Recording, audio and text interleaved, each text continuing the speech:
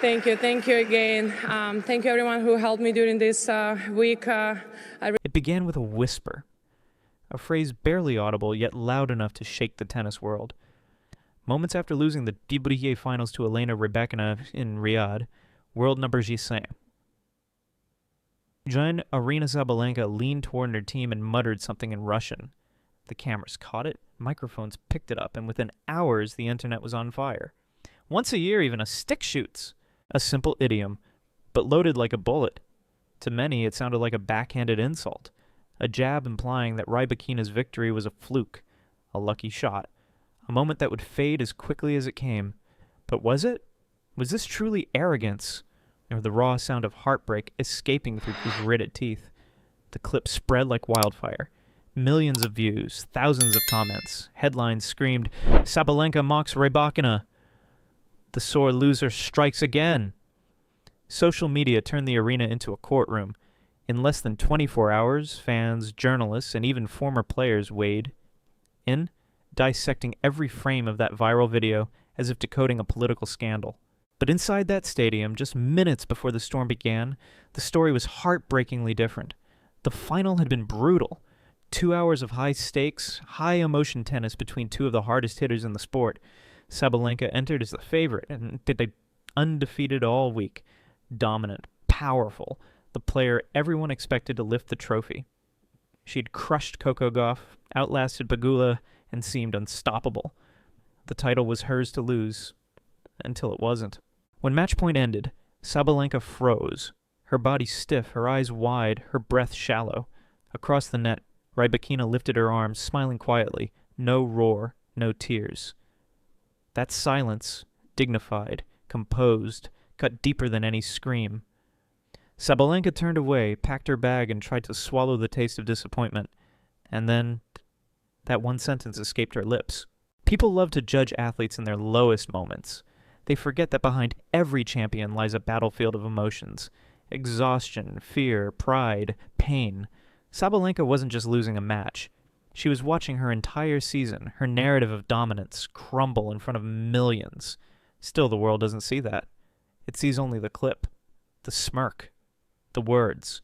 And just like that, one of tennis's fiercest competitors became a symbol, not of strength, but of controversy. Yet to understand why that single sentence carried so much weight, we have to step back, to see the pressure, the expectations, the fire that forged Aryna Sabalenka long before that night in Riyadh. To understand Aryna Sabalenka's outburst, you have to understand the world she lives in. A world where perfection isn't a goal, it's a survival instinct. Every step, every match, every headline is a reminder that being number one isn't about being the best. It's about never being human in public. For most of 2025, Sabalenka had been unstoppable. Her forehand was a cannon, her serve a weapon feared across continents. The tour revolved around her. Commentators called her the lioness of the WTA. Sponsors saw her as the perfect blend of beauty, power, and confidence. But behind that armor of dominance was a woman battling the ghosts of expectation. Every match came with the same silent question. What happens if you lose? The higher you climb, the thinner the air becomes. And Sabalenka was suffocating in her own success. She had carried the torch of women's tennis through an era of transition. Serena was gone, Osaka had stepped away, and the sport needed a new face.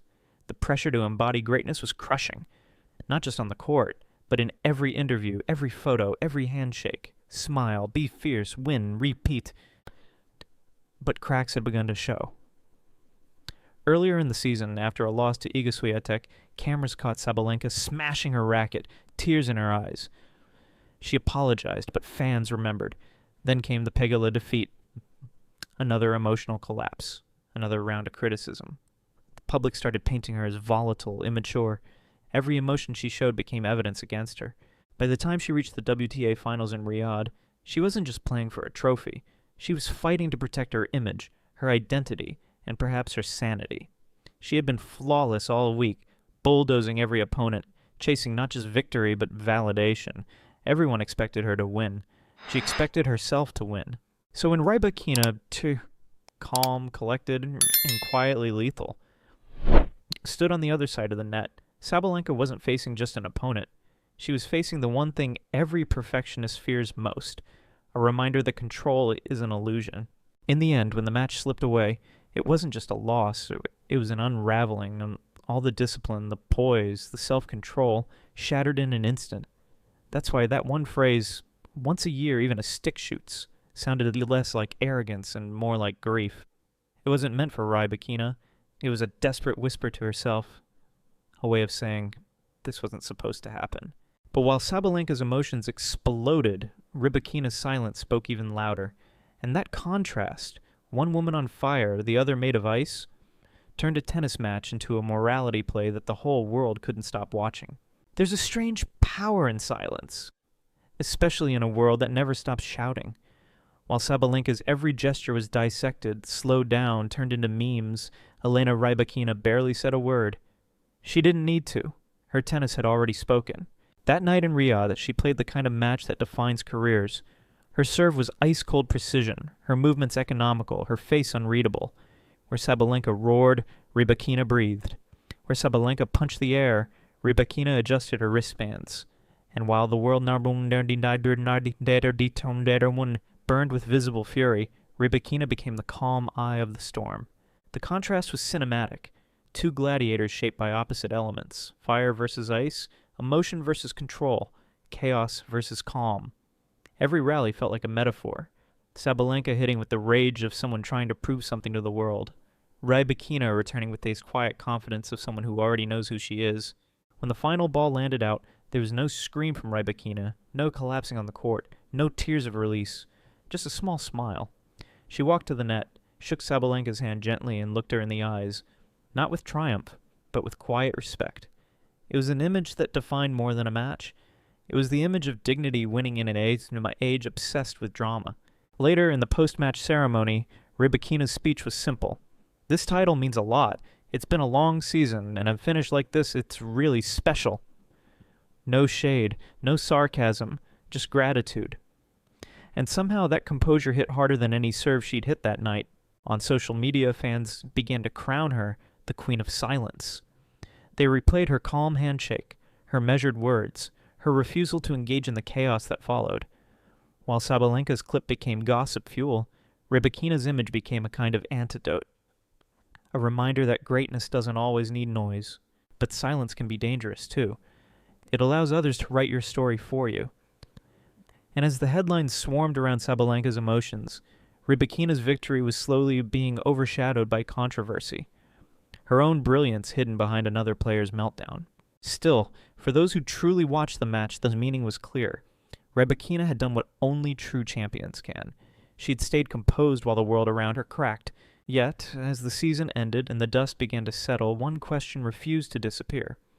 In a sport built on perfection, what matters more, winning the match or winning the story? When the lights went out in Riyadh and the cameras stopped rolling, two women walked away from the same match carrying entirely different weights. Rybakina had a trophy in her hands. Sabalenka carried the burden of a headline. By the next morning, every sports outlet in the world had chosen its angle. Rybakina wins WTA finals was a single line. Sabalenka mocks rival was the story that traveled continents. It wasn't just a match anymore. It was a morality tale, played out in real time on millions of screens. But strip away the noise, and you find something human beneath the surface. Sabalenka's fire, often mistaken for arrogance, comes from the same place every champion's greatness begins: fear. The fear of being forgotten. The fear that one loss could erase everything built through years of sweat and solitude. For her, tennis isn't just a game, it's survival. And when survival meets defeat, the human heart reacts in messy, unfiltered ways. Meanwhile, Rybakina's quiet strength revealed another kind of truth, that grace under pressure can be louder than rage. She didn't need to defend herself. She didn't need to respond. She let the result, and her calm, write her legacy. Former players like Pam Shriver soon weighed in, reminding the public that champions carry more than rackets. They carry responsibility. When you're number one, she said, every gesture is amplified. And maybe that's the curse of greatness. When the world decides you're a symbol, you no longer get to be simply human. By the end of the season, Sabalenka still stood as world number one. No, I didn't know. Proof of her consistency, her power, her brilliance. Rybakina rose to number 5. her quiet defiance cementing her place among tennis's elite. Their rivalry, 8-6 in Sabalenka's favor, now carries more than statistics. It's a reflection of two philosophies of sport: emotion versus composure, expression versus restraint. In many ways, they need each other. Without Rybakina's calm, Sabalenka's fire would have no contrast. Without Sabalenka's chaos, Rybakina's silence would go unnoticed. Together, they tell the story of modern tennis, knowing raw, imperfect, and beautifully human. So maybe this wasn't just about a phrase caught on camera. Maybe it was about what happens when the masks fall, when champions stop pretending to be invincible, and the world suddenly sees the human underneath the crown. Because in today's world, greatness isn't just measured in titles. It's measured in how you're remembered when the cheers fade. And as one fan wrote perfectly online, Rybakina won the trophy, Sabalenka won the headlines, no wonderful. But for all the wrong reasons, in a time when every word, every glance, every emotion can go viral, can an athlete still afford to be human? What defines greatness now? Control or authenticity? Tell me what you think. Was Aryna Sabalenka unfairly judged, or did she cross a line that true champions shouldn't? Drop your thoughts in the comments, hit like if this story made you feel something, and subscribe for more deep dives where sport isn't just about scores, it's about the souls behind them.